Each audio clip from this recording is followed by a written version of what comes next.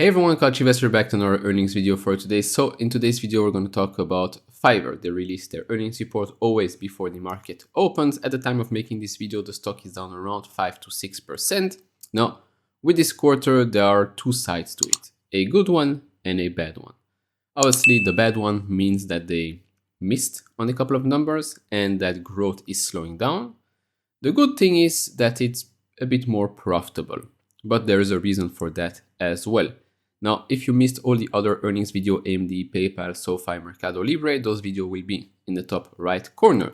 Now, before we jump into this report, if you want to support this channel, do check out the link down in the description and in the pinned comment to get the top 10 best stocks to buy now, or go to fool.com/couchinvestor and make sure to check out all the other links in the pinned comment.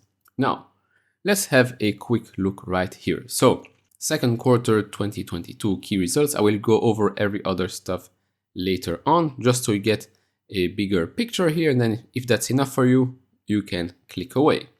So revenue came in at $85 million, that grew 13% year over year. Now their own guidance was that revenue would come in between 86 and 87.5 million, so they missed on that.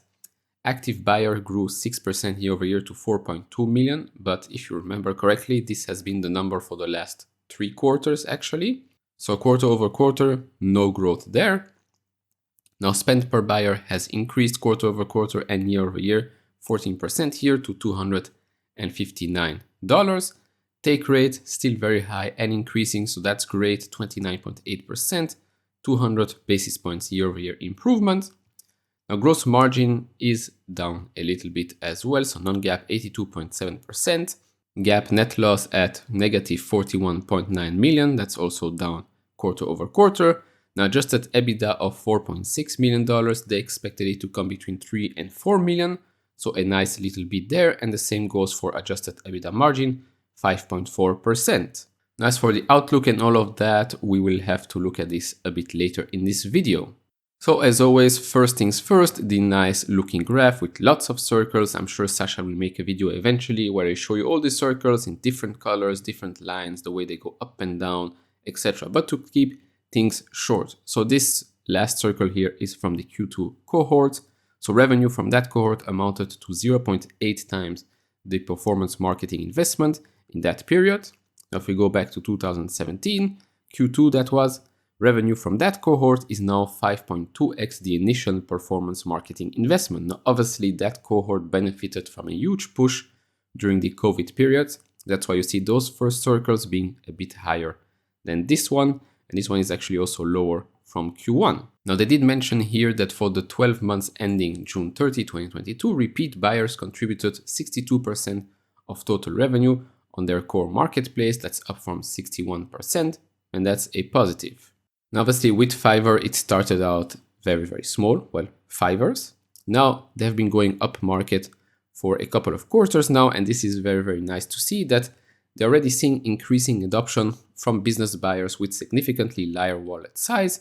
Buyers who spent over $10,000 annually grew 60% compared to last year, and this is what you want to see continue, and that's why spend per buyer keeps increasing as well. Now, as for subscription, that's a product that they launched last year, which allows basically buyers to make recurring purchases from a seller over a long period of time. This is good for recurring revenue. Now, they've seen enthusiastic adoption among their buyers and sellers, especially in digital marketing categories, which, to be honest, makes sense because they basically say it here, they nationally require a long-term engagement in order to drive business results for buyers.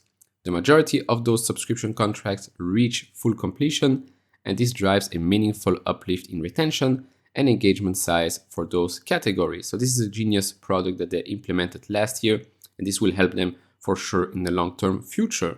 Now, as for the Fiverr Business, this is basically where they create a vetted catalog for business buyers. So every single seller there gets vetted by an expert in that field. So they'll be able to offer the best service to those big businesses that require some help.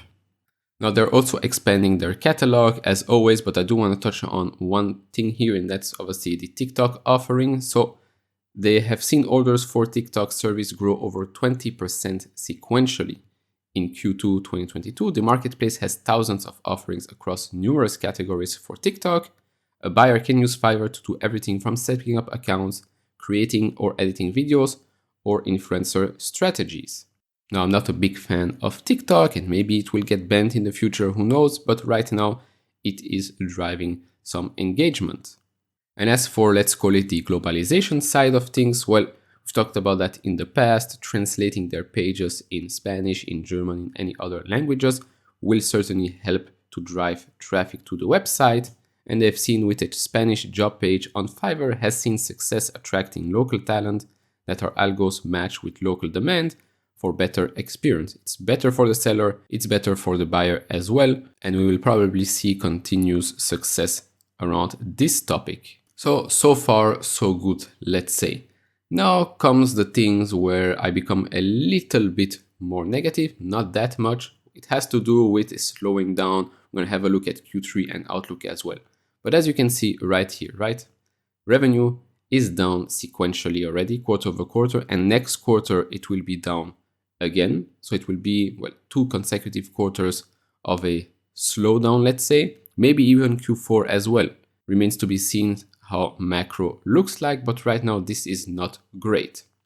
As for active buyers, this isn't great as well. You can see since Q4, it hasn't grown. Now, as for spend per buyer, as we said before, this has grown quarter over quarter and year over year. Now, as this base does not grow, spend per buyer has an easier way, let's say, to grow as well.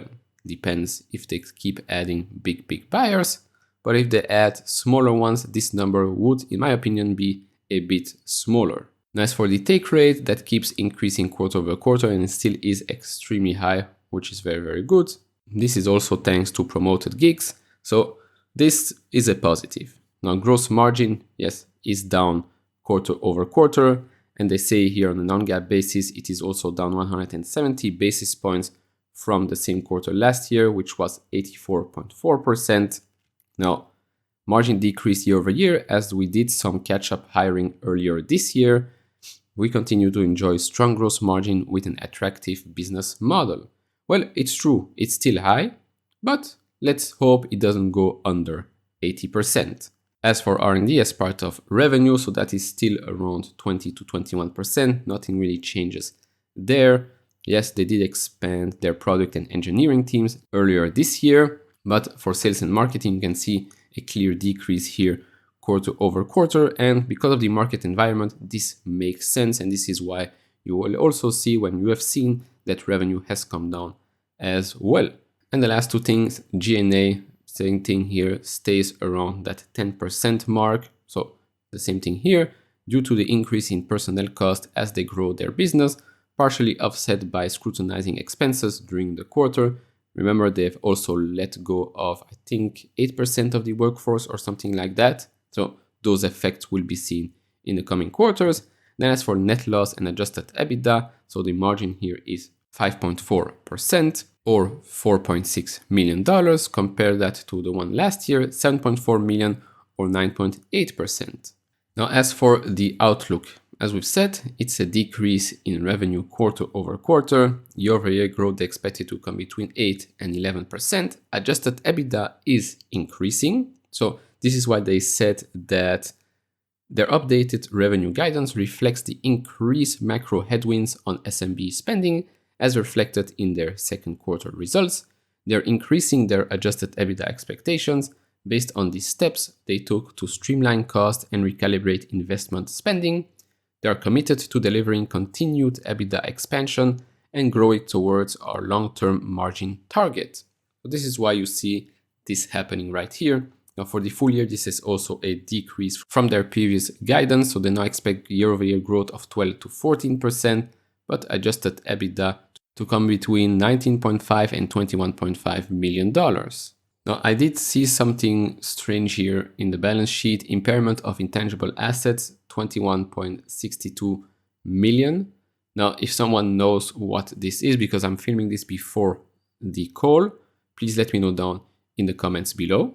Oh, and by the way, almost forgot, annual active buyers in thousands, so 4.22 million. That's actually down from Q1. In Q1, that was 4.249 million.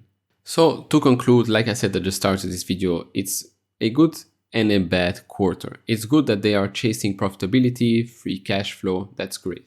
But with the current market environment, and as we've seen with the active buyers, the platform is slowing down. It's also because they are slowing down in spending on marketing. So again, two sides of the coin here. Overall, I'm still bullish long term. I have no plans on selling just because this quarter wasn't the best ones. Obviously, if they say something out of the world during the earnings call, I will pin it in the comment section. Now, obviously, do share your thoughts down in the comments below. Are you bullish, bearish, holding, sold? Leave all that in the comments below. And if you enjoy this type of videos, leave it a thumbs up. If you haven't subscribed to this channel, maybe hit that subscribe button. And I'll see you all in the next one. Bye bye.